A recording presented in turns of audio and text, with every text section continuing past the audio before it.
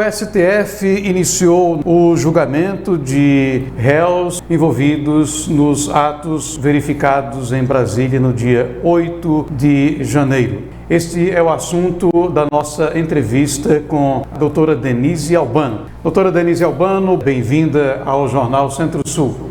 É um imenso prazer, mais uma vez, estar aí com vocês, sua audiência, a audiência da TV Centro-Sul de Picos.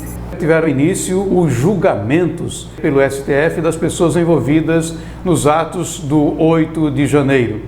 Qual é a característica desses julgamentos do ponto de vista do direito, doutora Denise? Como é que eles podem ser tipificados? Existe alguma coisa que realmente possa dar sustentação a essas acusações, doutora Denise? Do ponto de vista jurídico é até complicado explicar, mesmo com todo o esforço didático, com um esforço de clareza e objetividade, é difícil porque todas as bases do direito onde se entende que não há crime sem que haja uma conduta que se encaixe em um tipo penal bem definido, não há crime passível de condenação sem provas claras, fortes, convergentes, que individualizem, que apontem a conduta do agente. Na fragilidade das provas, aplica-se o indúbio pro réu. Só se deve julgar a pessoa perante um tribunal, um juízo competente, chamado princípio do juiz natural, e a gente não está vendo nada disso nesse julgamento. E aí me permite, então, dizer, Erivan, quem nos acompanha, que esse julgamento tem muito pouco de jurídico no voto aí do relator e muito mais de julgamento político. Li algumas matérias, porque o que é que ocorre? O voto do ministro, relator, e outros ministros já estão votando, eles ainda não foram publicados. Não é possível um ou outro ajuste e depois haverá, da parte de um ministro revisor, que irá se encarregar de editar, digamos assim, o chamado acórdão, que é a decisão final do colegiado, dos 11 ministros que integram o Supremo. Ele, quando diz que o julgamento é de pessoas terraplanistas negacionistas, que essas pessoas agiram com o intuito de até defender o retorno da tortura, do regime militar ditatorial. Então, claramente, ele passa a imputar o primeiro réu, que foi condenado a pena de 17 anos, intenções, que no jargão jurídico a gente chama de dolo, que não há demonstração clara dessa intenção. É algo que beira a irracionalidade, é puro arbítrio, é puro ato de demonstração de força. Porque, do ponto de vista jurídico, ele invocou que o primeiro réu condenado cometeu os crimes de abolição violenta do Estado Democrático de Direito, o crime de golpe de Estado, dano qualificado pela violência e grave ameaça, o emprego de substância inflamável, patrimônio da União. Outro crime, deterioração de patrimônio tombado, associação criminosa armada. Em relação a esse réu, eu procurei examinar provas de que ele estava armado, de que ele buscava ali a abolição violenta com emprego de armas, de tanques. É um absurdo, será uma decisão muito interessante de ser examinada, porque ao que tudo indica, e já temos aí 3 ministros que votaram, não estão convergindo.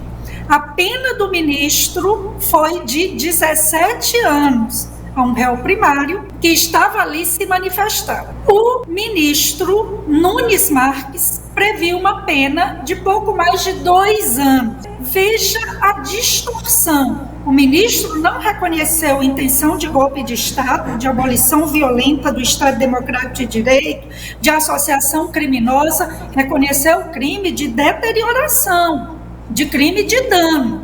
perfeito. Mas já teve o voto do ministro Cristiano Zanin, cuja pena ele estipulou como sendo de cerca de 15 anos.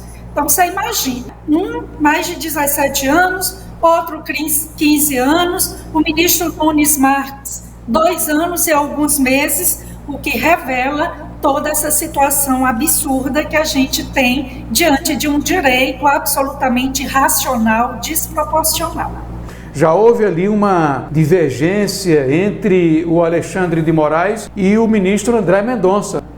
Infelizmente, eu estava em um compromisso e não pude acompanhar esse episódio. Eu acredito que alguns ministros que já se manifestaram, o que é algo reprovável, até aquilo que você vai julgar, você deve evitar, enquanto julgador, primando pela imparcialidade, de emitir opinião. Eu acredito que votos como o do ministro Barroso, como o do ministro Gilmar Mendes, serão bastante convergentes com o voto do ministro Alexandre de Moraes. Talvez a ministra Carmen Lúcia se aproxime um pouco do voto do Zanin. Como é que se quer a abolição violenta do Estado Democrático de Direito, um golpe de Estado, com pessoas que claramente se via, não estavam com fuzis, não estavam com tanques. Havia, sim, uma insatisfação generalizada, uma indignação de várias pessoas sobre o que se passou durante o processo eleitoral.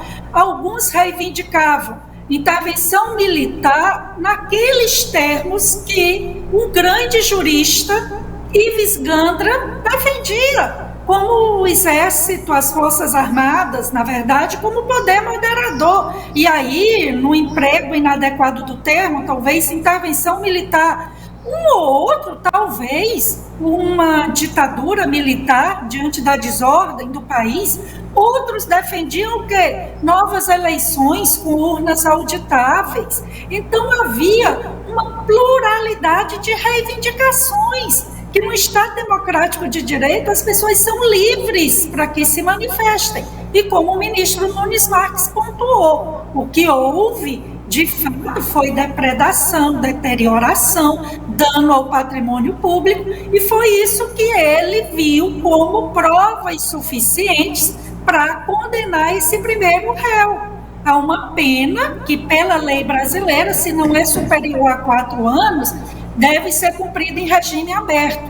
Mas a pena de 17 anos, só a título de comparação, muitos homicidas, assassinos cruéis, podem pesquisar, não recebem pena, em regra, dessa magnitude. Quando são primários, têm bons antecedentes, a pena média de assassinos é na faixa de 15, 16 anos. Olhe lá quando chega a 18 anos. Circulou nas redes sociais a pena da Elise Matsunaga, do goleiro Bruno. Então, reparem, inferiores a 17 anos.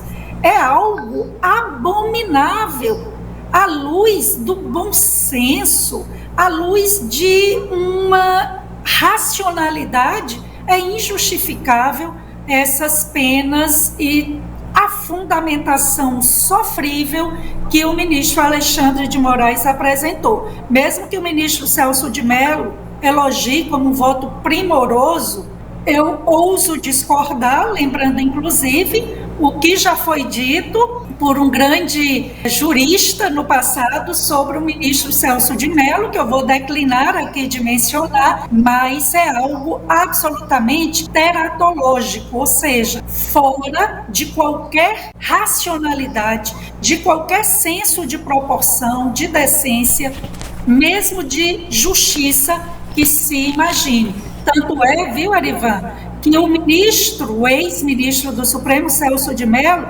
fala de uma decisão que foi uma decisão, na visão dele, justa, severa, mas não diz que foi uma decisão legal, de acordo com a lei. Foi através de um voto construído de um senso próprio, então, de justiça, que eu creio que não é o da deusa justiça, de que lá dos romanos e dos gregos antigos. O ministro Celso de Mello diz que foi uma decisão justa, severa, Veja, o direito não tem que ser severo na sua aplicação. O direito tem que ser aplicado de acordo com o que a lei prevê, com proporção, com razoabilidade.